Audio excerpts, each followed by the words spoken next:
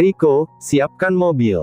Meski masih tengah malam, Riko harus mengurus pekerjaan. Ia duduk di kursi luar, menikmati suara desiran ombak. Namun, siapa sangka, baru saja membuka laptop, ia melihat Nyonya Andrea berdiri tepat di depannya dan mengucapkan kalimat tadi. Anda mau pergi kemana? Bertemu Raeli. Anda serius? Tentu saja, apa aku sedang terlihat bercanda? Riko mengangguk paham, lalu masuk sebentar untuk mengambil kunci mobil. Setelah itu, ia menuntun Andrea untuk pergi. Sebenarnya, mereka pernah membahas rencana untuk menjebak Raeli dengan mengatakan Andrea menghilang, berharap Raeli akan muncul ke permukaan. Tapi, siapa sangka, wanita itu justru muncul tanpa perlu dijebak. Sepertinya saya harus membawa beberapa pengawal untuk ikut serta. Karena kita tidak tahu, sebenarnya apa yang mungkin saja direncanakan oleh Raeli. Andrea hanya diam. Kini, ia sengaja duduk di samping Riko sambil mengelus perutnya yang membuncit. Sejujurnya, ia juga terkejut karena Raeli tiba-tiba menghubunginya.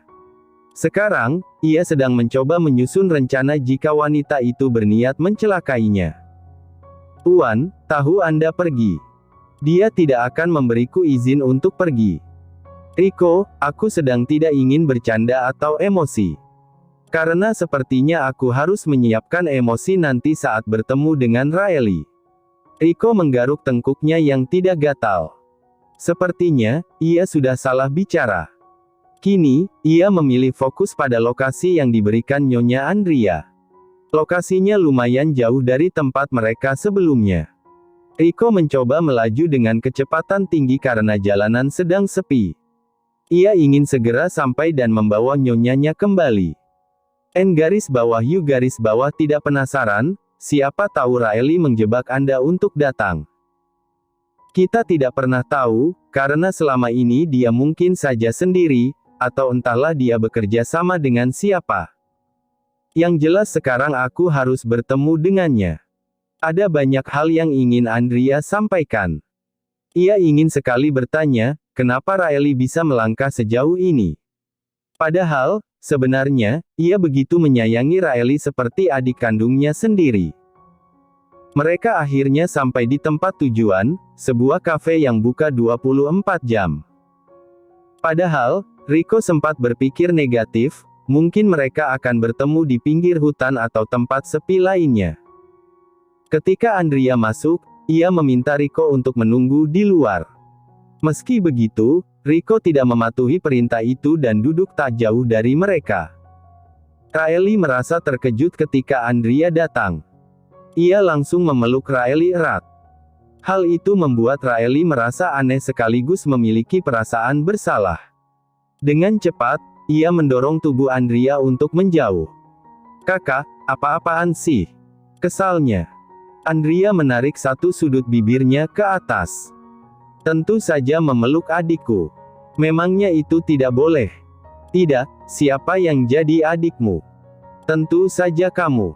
Memangnya selama ini aku adalah keluarga kalian? Aku kan hanya pion yang dibawa hanya untuk melengkapi keluarga itu. Aku hanya diadopsi agar kakak memiliki teman bermain. Lalu sekarang kakak sudah dewasa, maka aku tidak dibutuhkan. Jadi, untuk apa kakak tetap teguh menganggap bahwa aku ini keluarga kakak? Andrea bukannya marah, justru terkekeh mendengar ucapan Raeli. Tentu saja kamu masih tetap keluargaku. Siapa yang mengatakan kamu hanya pion? Itu hanya asumsi bodohmu sendiri, tidakkah kamu merasa kalau kami tulus menyayangimu? Andrea menghela napas jengah sambil menatap lurus ke arah Raeli. Dengar, bahkan Dedi dan Mami selalu memperlakukan kita dengan setara. Tidak ada yang namanya kandung dan angkat, sampai setelah kamu menghilang, kamu harus tahu betapa khawatirnya Mami dan Dedi karena kamu yang tiba-tiba menghilang. Raeli masih belum bisa mencerna dengan baik, meski ia tidak bohong kalau sekarang hatinya mendadak luluh. Aku hanya menyayangkan perbuatanmu yang sudah kelewat batas. Kamu dan Rio ternyata punya hubungan lebih dulu, lalu kenapa kamu seakan ingin Rio berpacaran denganku? Bukankah itu sudah jelas karena aku tidak mau melihat kakak bahagia? Raeli memalingkan wajahnya ketika menjawab ucapan Andrea. Lalu setelah itu kamu berencana untuk membunuhku, bukan? Seandainya aku tidak menggantikanmu untuk menikah dengan James, sepertinya kamu benar-benar akan membunuhku. Raeli hanya bungkam. Karena suasana kafe yang cukup sepi, mendadak setelah Andrea berucap, keheningan mulai melanda. Andrea mencoba untuk tenang, karena jika ia semakin emosi, maka akan berakibat buruk untuknya dan kedua anaknya. Ia juga memikirkan kondisi Raeli yang sedang hamil saat ini. Alasan kenapa aku menggantikanmu menikah, karena aku tidak ingin kamu kembali memikirkan rencana jahat dan membuatku berada di posisi sulit, memaafkan atau menghukummu. Andrea mengusap wajahnya kasar. Karena setiap aku berusaha untuk membalas semua perlakuanmu, aku akan teringat bagaimana masa kecil kita dulu. Kamu tetaplah Raeli, adik kecilku yang manis. Saat kamu mulai kehilangan akal dengan ucapan-ucapanmu saat dewasa, aku merasa kamu bukanlah Raeli adikku yang kukenal. Tatapan Andrea yang semula tajam berubah sendu. Raeli hanya bisa bungkam dan menahan sesak di dadanya. Entah kenapa, ucapan Andrea membuatnya diam tidak berkutik. Ia bertanya-tanya ketika ucapan dari pria paruh-baya itu mulai meracuninya. Memangnya apa alasan Raeli bisa melangkah sampai sejauh ini? Padahal, keluarga angkatnya begitu jelas memberikannya banyak cinta. Apa selama ini Raeli sudah terlalu jauh melangkah dan tidak akan bisa kembali? Aku masih tidak paham, kenapa keluarga kalian membawaku untuk diadopsi, di saat kalian punya satu putri yang cantik dan berbakat. Raeli terdiam setelah mengatakannya tanpa sadar. Andrea menghela napas. Kamu benar-benar tidak tahu alasannya apa? Memangnya kalian pernah memberitahuku? Tanya Raeli sarkas. Rico mencoba mengamati keadaan sekitar. Entah mengapa, firasatnya begitu buruk tentang hal ini. Bagaimana kalau tuannya tahu Rico membawa pergi Nyonya Andrea? Bisa jadi sate dia pulang-pulang. Rico juga berharap kalau James atau Kelvin belum bangun, padahal jam sudah menunjukkan pukul 4 pagi. Raeli, Mami pernah kecelakaan. Andrea menjeda ucapannya sambil menatap Raeli. Wanita itu tampak tenang dan seakan tidak menggubris ucapan Andrea tentang Mami. Saat itu, dia sedang mengandung anak kembar. Lalu, kemudian dia jatuh dari tangga dan membuatnya keguguran. Mami juga didiagnosis tidak bisa hamil lagi, dan semenjak saat itu, Mami berada dalam kondisi tidak baik. Andrea sebenarnya enggan menceritakan ini, tapi mau bagaimanapun, Raeli berhak tahu kebenarannya. Saat itu, dia pergi ke panti asuhan untuk menyembuhkan luka hatinya dan memberikan sumbangan ke sana. Siapa sangka, dia bertemu denganmu dan langsung jatuh cinta. Aku sebenarnya tidak tahu pasti kenapa Mami dan Daddy mau mengadopsimu, yang jelas mereka benar-benar, kami sangat mencintaimu sebagai keluarga. Raeli tidak mengatakan apapun, meski saat ini air matanya mengalir tanpa disadari. Daddy wajahnya memang sangat tegas, tapi sebenarnya dia baik dan menyayangi kedua putrinya. Kemarahannya saat itu karena kecewa dengan jalan yang kamu ambil. Belum sempat Andrea melanjutkan ucapannya, sial. Mereka bahkan terkepung sekarang. Rico segera mendekati Andrea, sementara Raeli masih terpaku di tempatnya semula dengan air mata yang mengalir deras. Saat ini, pikirannya mengelana menyusuri masa lalu saat-saat dia begitu bahagia. Seperti kata Tony, memangnya mereka pernah berlaku buruk padamu? Tidak. Raeli tidak pernah diperlakukan dengan buruk, meski ucapan-ucapan yang dia dengar bukan dari keluarganya, melainkan dari orang-orang yang merupakan keluarga dan kerabat jauh. Hatinya menjadi bimbang saat ini, namun satu hal yang pasti, niatnya menjadi jelas ketika melihat salah satu pria bertudung hitam mulai mendekat. Sepertinya asisten yang menjaga Andrea kewalahan menghadapi serangan dari banyak orang sekaligus. Kak, ikut lari denganku. Riley menarik tangan Andrea untuk berlari. Dia tidak tahu kenapa hatinya mendadak berubah. Namun, seharusnya, ia akan mencari jawabannya dahulu sebelum menyesal di kemudian hari.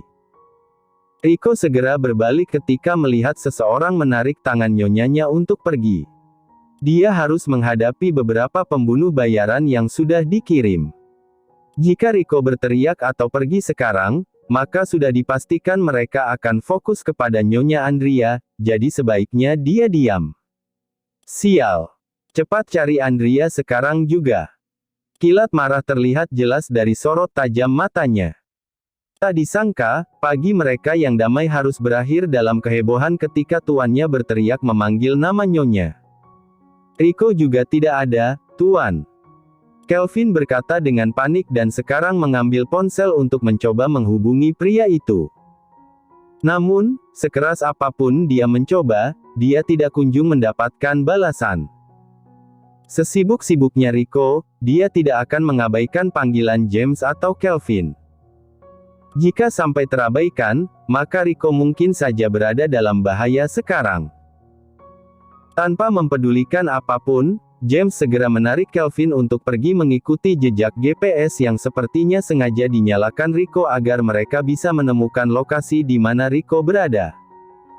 Sepeninggal Kelvin dan James yang tidak mengucapkan sepatah kata pun, Ditra dan Pak Ernest saling pandang. Semoga tidak terjadi hal buruk pada Nyonya. Kelvin saat ini serius mengikuti lokasi yang diberikan oleh Rico melalui GPS-nya yang bisa dilacak. James mengepalkan tangannya dengan erat. Sekarang, dia gelap mata karena tidak menemukan keberadaan istrinya begitu dia bangun dari tidur. Kelvin membawa mobil itu pergi dengan kecepatan penuh, sehingga mereka tidak butuh waktu lama untuk sampai dan melihat kekacauan yang tercipta, entah ulah dari siapa. Mereka terkejut bukan main melihat Rico terbaring dengan luka tusukan perut. Cepat bawa Rico ke rumah sakit. Pekik James. Kelvin menganggukkan kepalanya. Sekarang, dia harus menghubungi Hendrik juga, karena sepertinya mereka sudah berani melangkah terlalu jauh. James bisa melihat cardigan yang berada di atas kursi. Cardigan yang sempat dibawa oleh Andrea. Entah kenapa, dadanya sesak, air mata turun tanpa bisa dicegah. James tidak bohong, kalau sekarang dia merasa terpukul dan memeluk cardigan itu. Siapa Bach Asterisngan yang sudah berani menggangguku? ARG hahaha.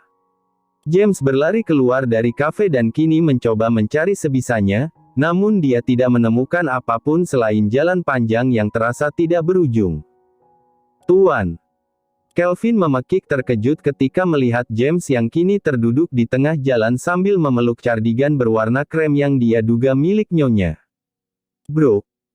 Sementara itu, di sisi lain, tepatnya di apartemen mewah di tengah pusat kota, seorang wanita paruh baya mengepalkan kedua tangannya kuat-kuat.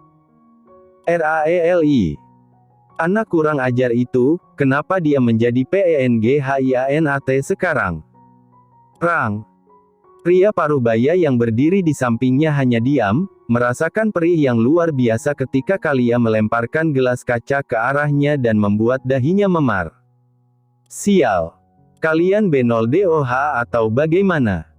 Masa mengurus dua wanita hamil saja sudah lengah?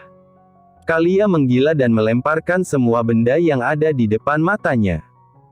Setelah berusaha untuk membunuh James kemarin, dia justru terjebak karena wanita yang harusnya menjadi pancingan agar Andrea bisa sendiri, malah kabur membawa tawanannya.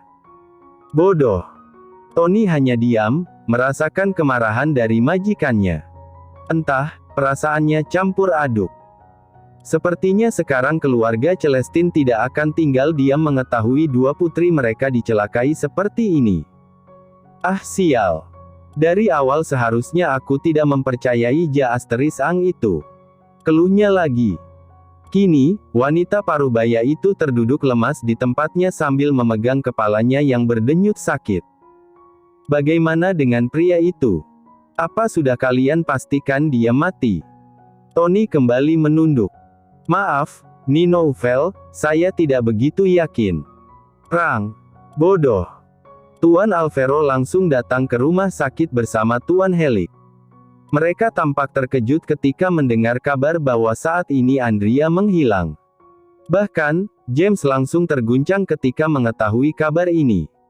River, utus orang yang handal untuk menyelidiki hal ini. Untuk sementara waktu, jangan memberitahu istriku soal berita ini. Aku benar-benar takut kalau dia kembali drop untuk yang kedua kalinya. Kali ini, tatapan Tuan Alvaro mengarah kepada Kelvin yang memang masih sadar dan berjaga di depan ruangan tuannya. Tentu saja, dia tidak bisa membiarkan Tuan Alvaro tahu tentang Rico, CEO JRK Company, yang merupakan bawahan James. Bagaimana keadaan James? Tidak lama setelahnya, Tuan Helik datang tergesa-gesa. Tuan sepertinya syok dan saat ini nyonya masih menghilang.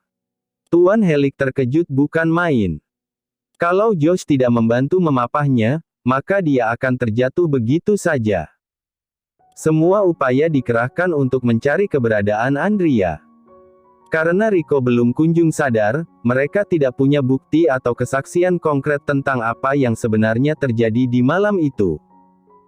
Kenapa Andrea dan Rico keluar diam-diam, dan mereka harus menemukan Rico yang tergeletak dalam kondisi kritis. Saat ini, Kelvin berdiri menatap Rico yang masih terbaring mengenakan selang oksigen. Suara ECG untuk mengetahui impuls denyut jantung membuat keadaan Kelvin semakin parau.